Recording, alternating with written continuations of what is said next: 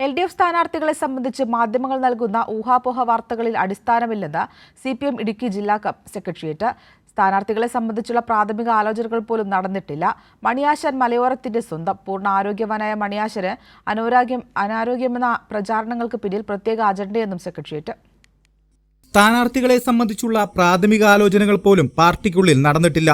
ഇതിനിടയിലാണ് പറഞ്ഞറിവും കേട്ടറിവും അഭ്യൂഹങ്ങളും കൊണ്ട് പുകമറ സൃഷ്ടിക്കാൻ ചില മാധ്യമങ്ങൾ വാർത്തകൾ സൃഷ്ടിക്കുന്നത്.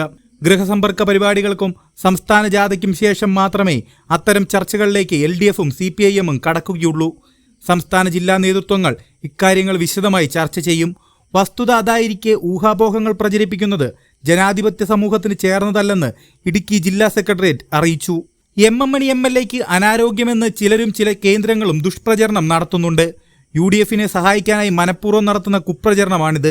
മണിയാശാൻ പൂർണ്ണ ആരോഗ്യവാനാണ്. ദിവസേന 15ലധികം പരിപാടികളിലാണ് അദ്ദേഹം പങ്കെടുക്കുന്നത്. വികസന രംഗത്ത് ചരിത്രം സൃഷ്ടിച്ചുകൊണ്ടിരിക്കുന്ന ഉടുമ്പൻചോല മണ്ഡലത്തിലും ജില്ലയിലുമാകെ 5000 കോടിയിലേറെ രൂപയുടെ വികസന പ്രവർത്തനങ്ങൾക്കാണ് MMണി MLA നേതൃത്വം നൽകിയത്.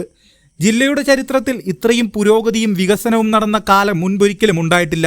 6.5 പതിറ്റാണ്ടിലേറെ കാലത്തെ പൊതുപ്രവർത്തന പരിചയവും മികവും ജനപ്രതിനിധിയായപ്പോഴുള്ള നാടിനായുള്ള സമർപ്പിത പ്രവർത്തനങ്ങളുമെല്ലാം നാട്ടിലെ ആബാലവൃദ്ധർക്കും ബോധ്യമുള്ളതാണ്. എന്നാൽ ചില നിക്ഷിപ്ത താൽപര്യക്കാർ മണിയാശാനെതിരെ വാസ്തവവിരുദ്ധമായ കാര്യങ്ങൾ പ്രചരിപ്പിക്കുന്നതായും ഇത് പൊതുസമൂഹം തള്ളിക്കളയുമെന്നും CPIM ജില്ലാ സെക്രട്ടറി CV വർഗീസ് പറഞ്ഞു. കൈരളി ന്യൂസ്, ഇടുക്കി.